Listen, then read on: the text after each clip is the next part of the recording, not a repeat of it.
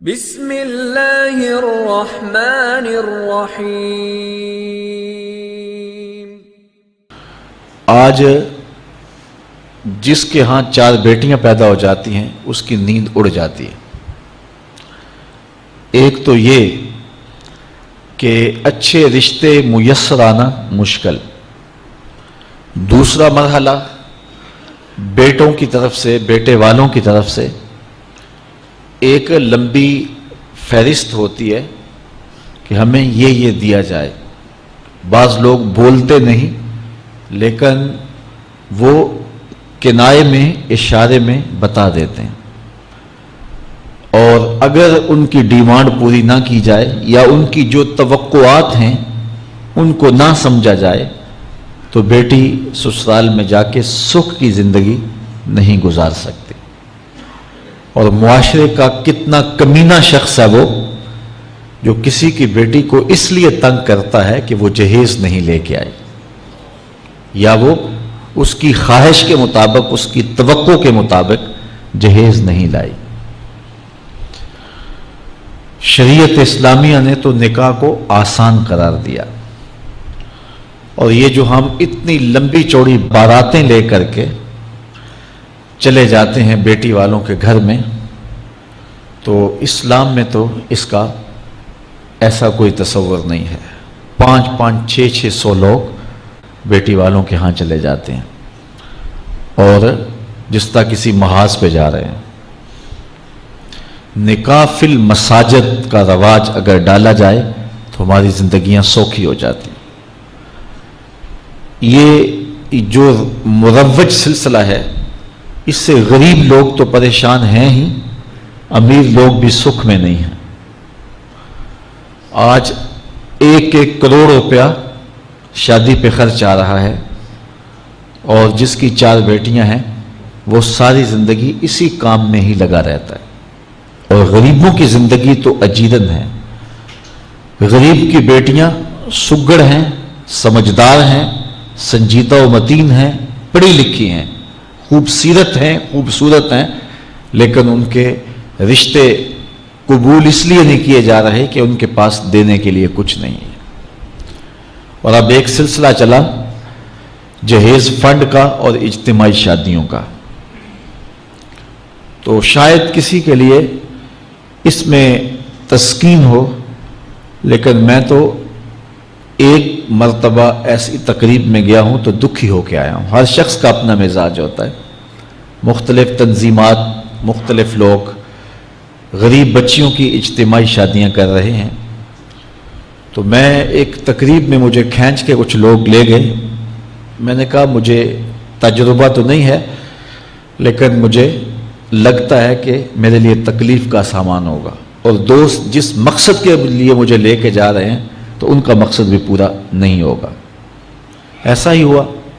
ایک ہال میں 15 سے 20 بچیاں تھیں، اور دوسری جانب 15 سے 20 بچے تھے، اور ان کے مہمان، ان کا ہجوم تھا، اور اسٹیج کے اوپر جو کرسیاں لگی تھیں ان پر مخیر حضرات بیٹھے ہوئے تھے جنہوں نے سرمایہ لگایا اور جہیز فنڈ دیے، اور تنظیم کے لوگ آ کے اپنی کارکردگی بیان کر رہے تھے۔ تو آخر میں انہوں نے مجھے کہا کہ ہم آپ سے کچھ سننا چاہتے ہیں۔ تو میں نے بیٹھے بیٹھے کہا کہ میں دعا کر دیتا ہوں، لیکن ان کا اصرار بڑھا، تو میں نے مائک پہ آ کے کہا کہ انسان کی زندگی میں 3 موقع ہوتے ہیں جس دن وہ مہمان خصوصی ہوتا ہے، اور سب لوگوں کی نظر اسی کے چہرے پہ ہوتی ہے۔ ایک جب وہ پیدا ہوتا ہے تو کالا کلوٹا بھی ہو تو ساری بستی اس کا منہ دیکھنے آتی ہے، اور اسے بہنیں چاند کہہ کے پکارتی ہیں، چاہے اس کا رنگ گہرا سیاہ کیوں نہ ہو۔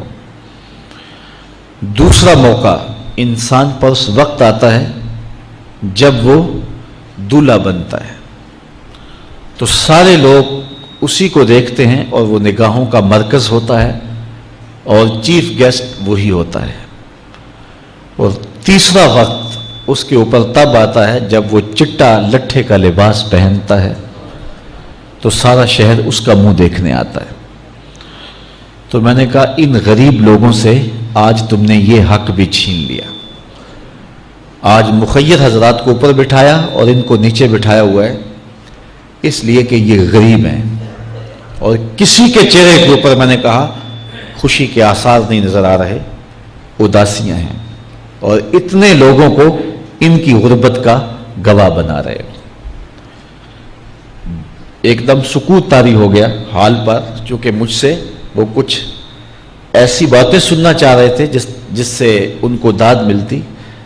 میں نے کہا تمہارے جذبے اپنی جگہ پہ، لیکن کاش کے رات کے اندھیرے میں ان بیٹیوں کے ماں باپ کو تم نے کچھ پیش کیا ہوتا اور یہ اپنے گھر سے رخصت ہوتی تو عرش والا رب بڑا راضی ہوتا. لیکن برا کرے نمائش کا کہ ہم نے ان بیٹیوں کا تماشا لگا دیا. میں ایک شہر میں گیا تو وہاں آج کل وہ پہلے تھا نا عمرے کے ٹکٹ محفل نعت میں، تو آہستہ آہستہ مجمع سمٹ گیا. تو اب ایک نیا سلسلہ شروع ہوا ہے کہ جہیز کی پرچیاں نکالی جائیں گی.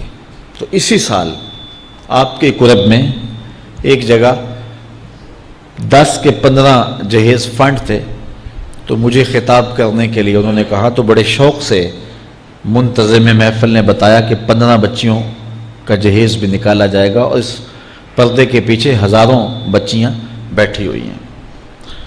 تو میں نے اپنی گفتگو میں کہا کہ یہ ظلم نہ کرو، یہ زیادتی نہ کرو. تمہارے پاس 100 لوگوں کا کھانا ہے تو 500 لوگوں کو نہ بلاؤ کہ تم قرعہ اندازی کر کے 100 آدمیوں کو کھانا دے دو اور 400 آدمیوں کو کہو کہ تمہارا نام نہیں نکلا. تمہارے پاس 100 کا کھانا ہے تو 100 کو ہی پردے سے بلاؤ اور ان کو کھانا کھلا دو. میں نے کہا 10,000 بیٹیاں اس پردے کے پیچھے بیٹھی ہیں آپ کے بقول، اور آپ ان میں سے چند کو قرعہ اندازی کے ذریعے جہیز فنڈ دے رہے ہیں. ہر پرچی پہ 10,000 بیٹی کا دل دھڑکے گا کہ شاید میرے مقدر جاگ پڑے اور غموں کی سیاہ رات ختم ہو گئی. لیکن جب آخری پرچی کے بعد اعلان کیا جائے گا کہ قرعہ اندازی مکمل ہو گئی، تو کتنی بیٹیاں گھروں میں جب واپس جا رہی ہوں گی تو تم نہیں جانتے ان کے قدم کتنے بوجھل ہوں گے. اور رسول اللہ کا میلاد ہو اور بیٹیاں آنسو بہاتی ہوئی جائیں. تو میں نے کہا تم خوشیاں خریدنے لگے تھے، غم خرید لیے تم نے. خوشیاں بانٹنے لگے تھے، غم بانٹ لیے تم نے. تو یہ زیادتی نہ کرو. یہ جو رواج پڑ رہا ہے یہ اپنی نمائش کے لیے. خدا را آگے تم نے عمرے کے ٹکٹ بانٹے، بہت کچھ کیا لوگوں کو اکٹھا کرنے کے لیے، اور کیا کیا رنگ اپنائے گئے. میں نے کہا وہ اچھا تھا، چلو مجھے اس پر بھی بات ہے، لیکن چلو میں نہیں کرتا. لیکن یہ ظلم نہ کیا جائے کہ محافلات میں مجمع اکٹھا کرنے کے لیے جو ہے وہ غریبوں کی بچیاں بلا کر کے تو 10 کو آپ دے کے باقیوں کو کہیں کہ معذرت ہمارے پاس اتنا ہی تھا. تو آپ کے پاس 100 کا کھانا ہے، 100 کا پانی ہے، تو 500 پیاسوں کو نہ بلائیں، 500 بھوکوں کو نہ بلائیں. 100 کو ہی بلا کر کے پردے سے جو ہے وہ ان کی مدد کریں.